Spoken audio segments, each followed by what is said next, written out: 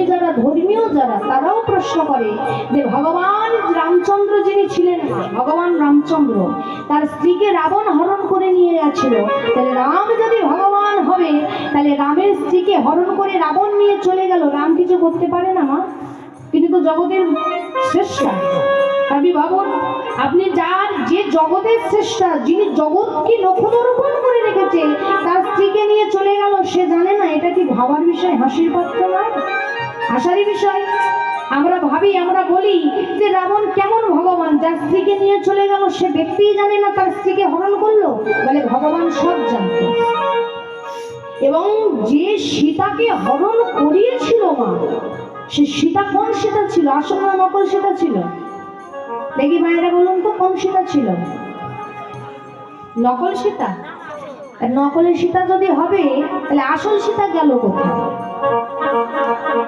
হ্যাঁ, আসল সীতা হরণ করেছিল বলে একটু তাহলে আমরা জেনে নিতে হবে।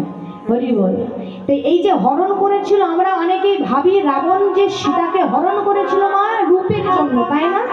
অনেকে ভাবা হয় না, সীতার খুব রূপ ছিল, যার জন্য রূপে পাগল হয়ে গিয়ে রাবণ চুলের মুঠি ধরে টানতে টানতে হরণ করে নিয়ে গেছিল। জেনে নিন মা, কখনো এমন নয়। রাবণের চরিত্র এমন ছিল না যে মা সীতাকে কু নজরে দেখবে, কারণ রাবণ মা সীতাকে মা বলে ডাকতো, মা বলে ডাকতো। তার প্রমাণ দেখুন বাবা, যখন মা সীতার বিবাহ হয়ে এসেছে দশরথের বাড়িতে, এই দশরথের বাড়িতে যখন বিয়ে হলো, একদিন নয়, দুদিন নয়, 3 দিন। একটু মন দিয়ে শুনুন।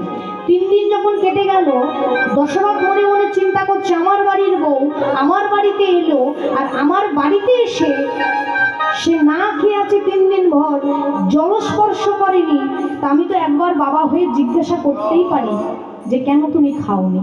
গিয়েছে মা সীতার কাছে, গিয়ে বলছে, মা মা তুমি আমার বাড়িতে এসেছো, 3 দিন হয়ে গেছে, তা ওই 3 দিনের মধ্যে তো একবারও দেখলাম না তুমি আমার বাড়িতে জলস্পর্শ করেছো, জল গ্রহণ করেছো, খাবার তো দূরের কথা।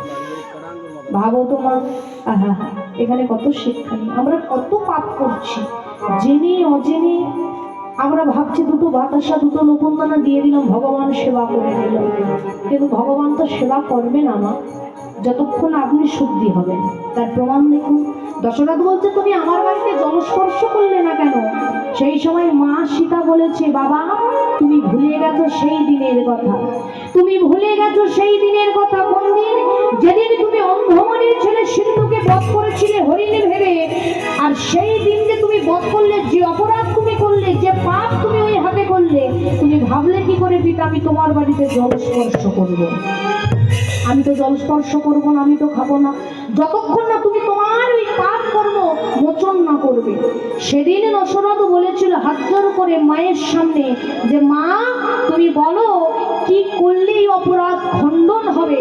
সেদিন সীতা বলেছিল, বাবা এমন এক ব্রাহ্মণকে তুমি ভোজন করাও তোমার বাড়িতে এনে, যে ব্রাহ্মণ কোনোদিনও কারোর বাড়িতে সেবা করেনি। বলুন তো মা, এমন কোন ব্রাহ্মণ আছে যে কারোর বাড়িতে কোনোদিনও সেবা করেনি? ব্রাহ্মণ মানে তোমার সবার বাড়িতে সেবা করে যায়, তাই না? ব্রাহ্মণ কি করে? বাড়িতে গেলে আমরা কি করি? পা ধুইয়ে দিই, চরণ ধৌত করে দিই, দিয়ে তাকে মিষ্টি জল দিই তো। কিন্তু এমন কোন ব্রাহ্মণ আছে যে কারোর বাড়িতে সেবা করেনি?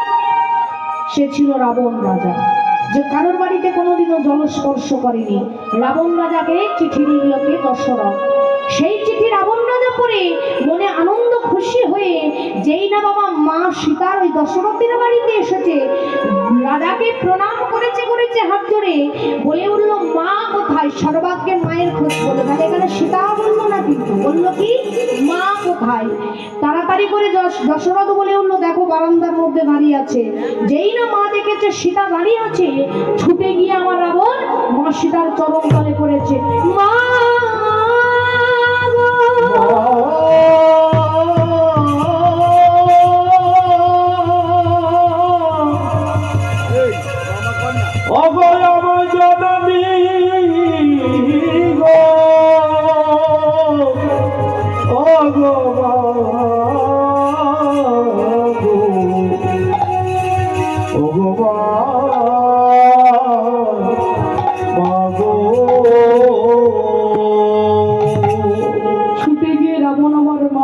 সীতার চরণ দুটো ধরেছে। মা তুমি আমার আশীর্বাদ করো।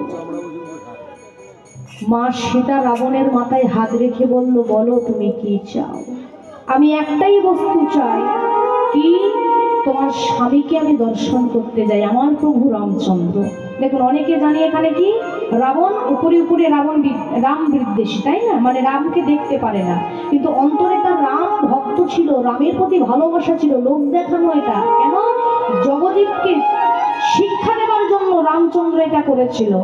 কি করলো? যেই না রাবণকে দেখতে চাইলো, রাবণকে মা সীতা ডেকে পাঠালো, রামচন্দ্র যে এসে দাঁড়িয়েছে, রামচন্দ্রের চরণ দুটো ধরে হাউ হাউ করে রাবণ কাঁদছে, হে প্রভু তুমি আমাকে আশীর্বাদ করো, তুমি আমাকে আশীর্বাদ করো। রাবণ বলছে তুমি আমাকে আশীর্বাদ করো। রামচন্দ্র বলল, বলো তুমি কি চাও?